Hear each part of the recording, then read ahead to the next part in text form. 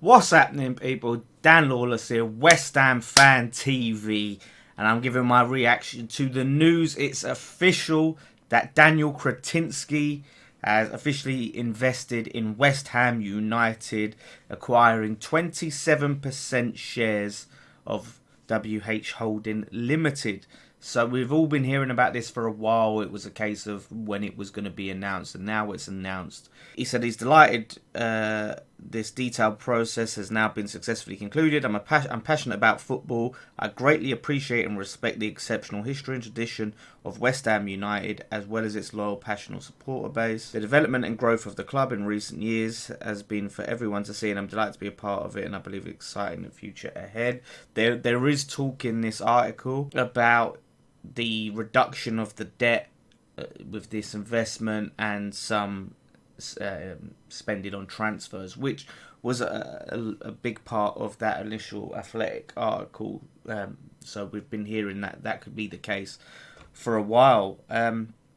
So yeah, I mean, it's big news for us, especially if he can come and invest some money into the club for January to help us kick on in Europa League, help us kick on in the Premier League, in the Carabao, the FA Cup, whatever competitions we're in.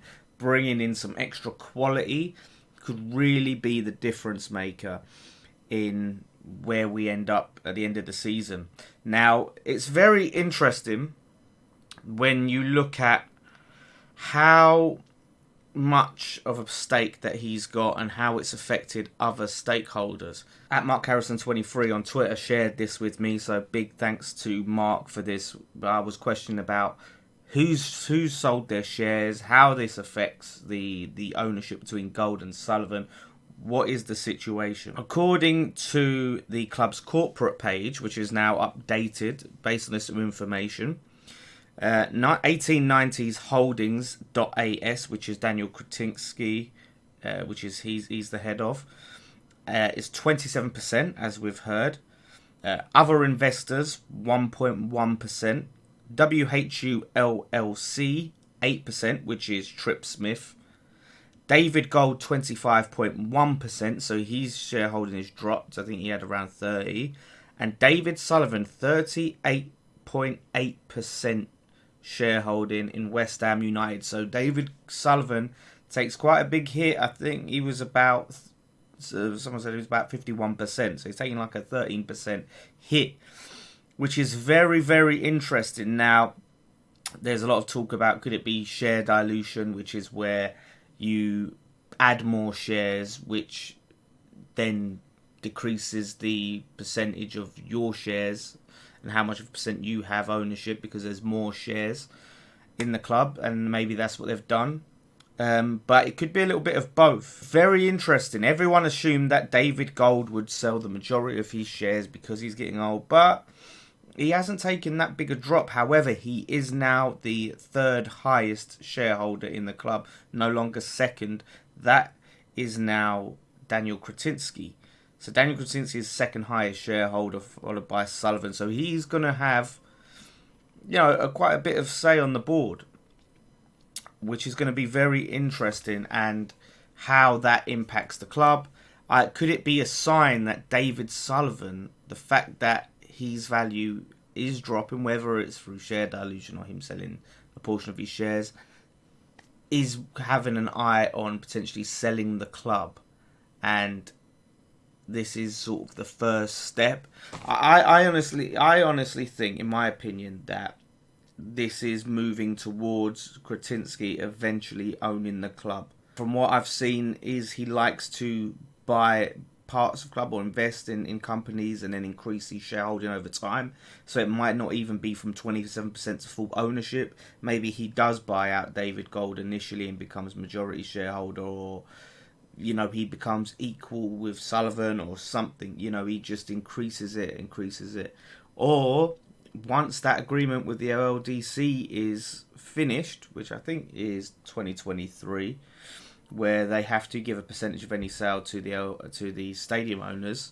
Once that's over, that might be what they're waiting for, and he just buys the club outright. That really wouldn't surprise me. We did not think that Sullivan would drop his stake by so much. So it's going to be interesting. I think it can only be a positive, right? At least in this short term. David Moyes is doing a fantastic job. He's put a structure in place with the backroom staff, and now he's looking to the recruitment to improve that and investment in that. We're on the right track, and having someone with the means to help Moyes be able to get his targets over the line, it can only be a positive. And I was having this debate on the Twitter last night.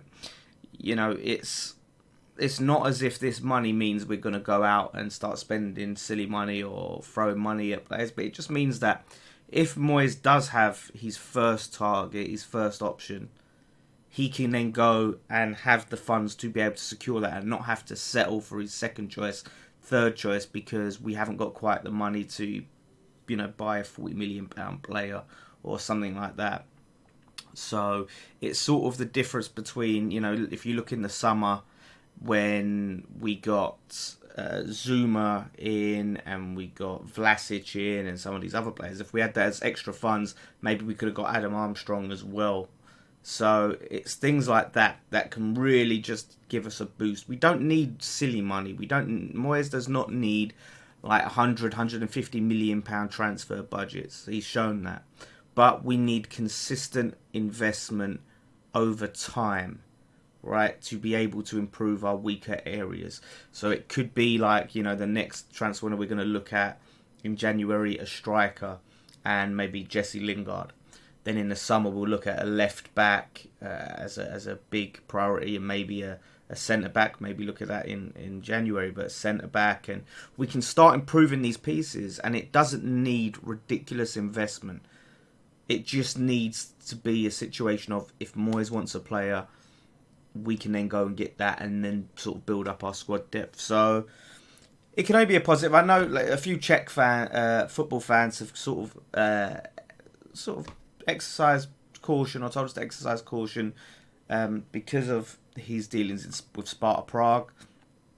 They haven't exactly been massively successful. It's not been terrible, but they haven't kicked on like what they want, and to be the top side in the Czech Republic.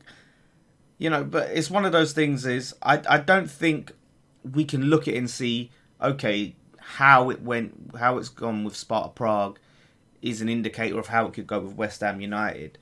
Listen, he could be a bad board member and eventually a bad owner if he does take over the club. But at the same time, there's so many things that are different, when he's coming into a Premier League club, which is, a huge thing. It's stable. We've got a manager already who's really got his stuff implemented, got his ideas implemented. He doesn't have to mess around and tinker with it too much, which is a big criticism of him. And I would hope he's learned from those mistakes, and now we can start afresh with West Ham and try and just, make those funds available and try to push the club in a positive direction. Let's see. And if he don't, we'll let him hear about it. That's for sure. So anyway, we'll talk about this more on Friday Night Pint, which is on Thursday Night Pint, because of the England game. So do look out for that. And thank you all for watching. One thing left to say, come on you Irons.